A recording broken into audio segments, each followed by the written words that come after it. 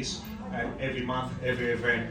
Look, for those that don't know, I'm Steve Christou. I'm a councillor at Cumberland City Council. I was a former mayor there, and we stand up for common sense because we have been infiltrated by idiots in government, in all three levels of government, whether it be local government, state government or federal government. We have some gutless idiots in the room, and they really need to smarten up because they don't represent any of us. People want to wake up, have the ability to go to work, pay their mortgage, rent, bills, put food on the table to feed their children.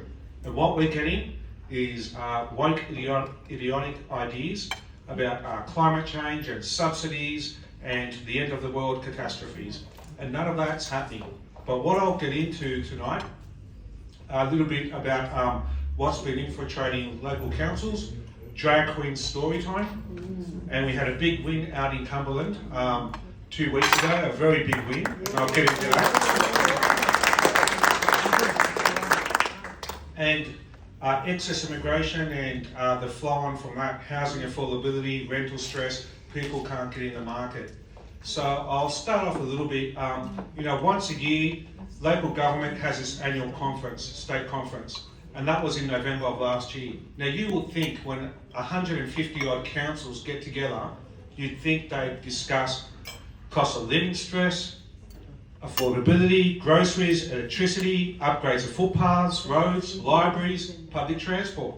One would think they'd be discussing these things, but no. All you heard for 3 days at a local government conference was gender neutral toilets, drag story reading time, and the one that topped it off, 6 weeks extra paid leave for staff that want to have a sex change. Oh. Yeah, it's truly sickening, right? And unfortunately, the drag story reading time got up. The chairperson was banging the hammer so quick through the motions that they didn't give anybody the chance to object. The sex change I actually got up and spoke about and said, no, we can't cop this. And that was, we narrowly got that up. I think it was 55 to 45, something like that.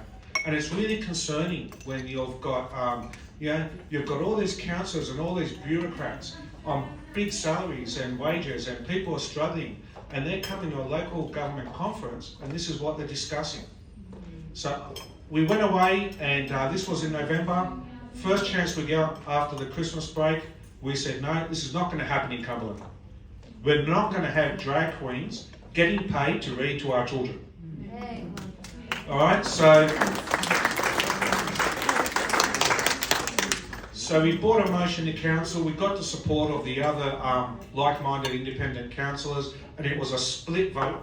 It ended up being 7-7. So the mayor got a casting vote, and she used her casting vote to defeat the motion. Now, us councillors that oppose this were called religious bigots, nut jobs, cookers, the whole lot. And they were warned. We said, we're going to rescind this, and next week we're going to tell the community, we're going to tell your religious leaders, we're going to tell all your community what you've done. And we're going to fill this gallery next week, and mark our words, there'll be nowhere to hide because there'll be community outrage. And 1 week later, 400 people had stormed the council chambers, and they put them on show, and they backflipped.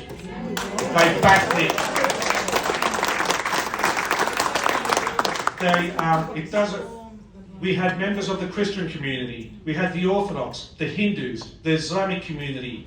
They all showed up, and they told these Labor councillors where to go, because they don't stick up for people. They don't defend conservative values or religious values or just basic common sense. They hate Australia. They really do. They hate anything to do with Australian values and morals. But we're happy that this was defeated because we cannot have drag queens getting paid to read to our precious children. All right? So that's part of what we're dealing as elected representatives in local government. We also get excess, this area here in Cumberland, 62% of the population were born overseas. So now with the federal government taking excessive migration, Western Sydney is a dumping ground.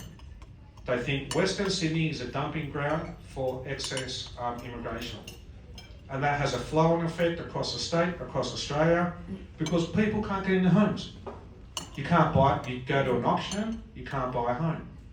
The rental market's packed out. There's rental prices in the last 12 months in this area have increased by about $200 to $250.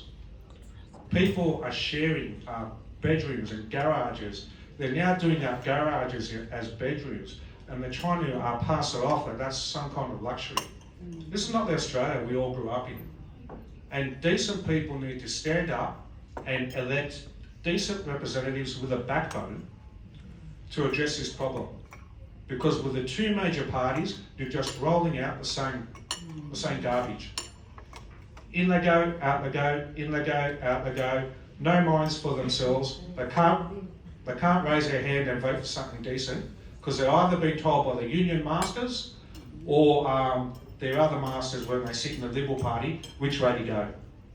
And that's not on. But that's my little speech for tonight. I'll be around for question time, and that's normally the bit I enjoy because we open it up to the crowd, and you get to ask what you want. Myself, Craig, we're an open book.